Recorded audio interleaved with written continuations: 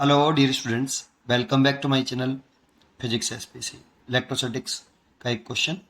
A particle of mass m carrying a charge q1 revolving around a fixed charge minus के q2 in a circular path of radius r।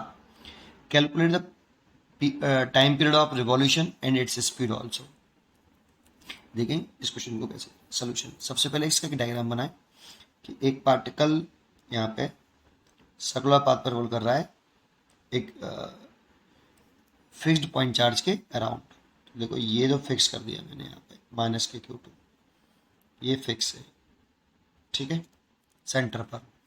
और एक ये charge particle है Q1, मास m है और charge Q1 है,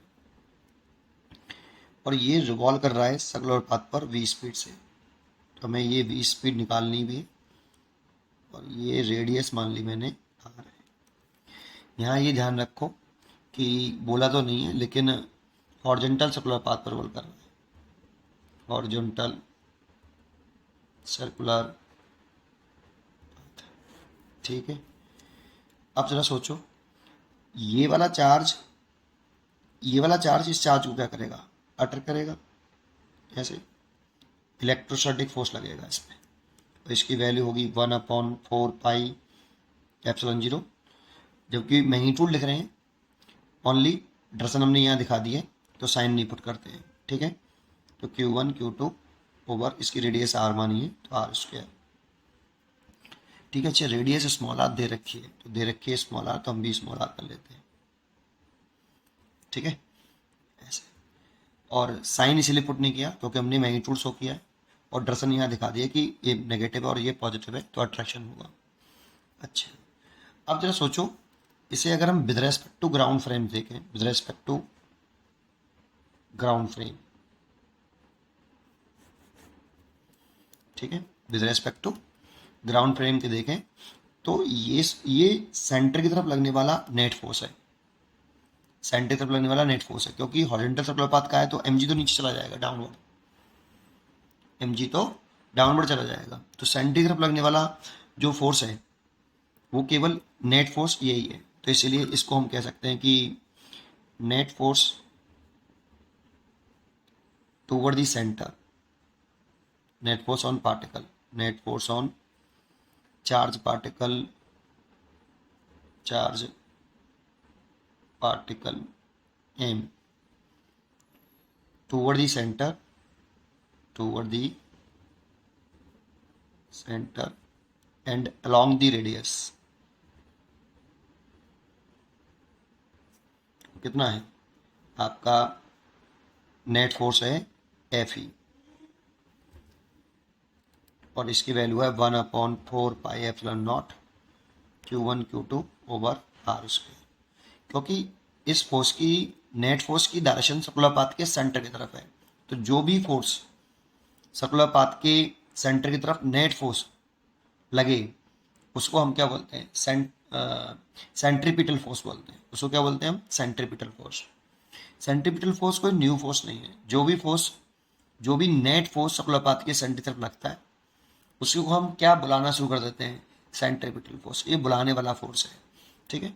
इसीलिए हम बोल सकते हैं, जैसे, चलो ठीक है, इतना समझ में आया। जैसे एक टीचर की क्लास में जब स्टूडेंट्स आते हैं तो उनको स्टूडेंट्स बुलाता है, जबकि स्टूडेंट उनमें से किसी का नाम नहीं होता। जो भी बच्चा क्लासरूम में पढ़ने आएगा तो टीचर उसे क्या बुलाना शुरू कर देता है, स्टूडेंट, जबकि उसमें से किसी का भी नाम स्टूडेंट नहीं होता, है ना। बिल्कुल सेम, सेंट्रीपिटल फोर्स नामक कोई फोर्स नहीं होता, केवल ये बुलाने वाला फोर्स है। जो भी नेट फोर्स सर्कुलर पाथ के सेंटर तरफ लगेगा उसी को हम क्या बुलाना शुरू कर देंगे, सेंट्रीपिटल फोर्स। क्योंकि ये वाला फोर्स सर्कुलर पाथ के सेंटर तरफ लग रहा है, इसीलिए इसको क्या बुलाना शुरू कर दें, सेंट्रीपिटल फोर्स। तो एफ ई इक्वल टू यहाँ क्या है, सेंट्रीपिटल फोर्स, ठीक है। तो एफ ई की वैल्यू कितनी है, 1/4πε0 Q1 Q2 ओवर r²। और सेंट्रीपिटल फोर्स इस पार्टिकल का लिख रहे हैं, तो इस पार्टिकल का मास कितनी स्पीड से घूम रहा है, v², और कितनी सर्कुलर पाथ में घूम रहा है, उसकी रेडियस r। तो एक r से तो एक r कैंसिल हो गया। वेलोसिटी स्पीड निकालनी तो v इक्वल टू m को नीचे ले आओ, तो 1/4πε0 Q1 Q2 over m r, ये v का स्क्वायर। इसलिए v कितना हो गया रूट के अंदर Q1 Q2 over 4πε0 m into r. Speed तो इतनी निकले आई। एक आंसर तो हो गया स्पीड। दूसरा हमसे पूछा गया टाइम पीरियड। देखो दो तरीके से निकाल सकते हैं, या तो v equal to r omega लिख दो, फिर ओमेगा के लिए 2π टाइम पीरियड लिख दो, या फिर सिंपल तरीके से भी कर सकते हो। कैसे?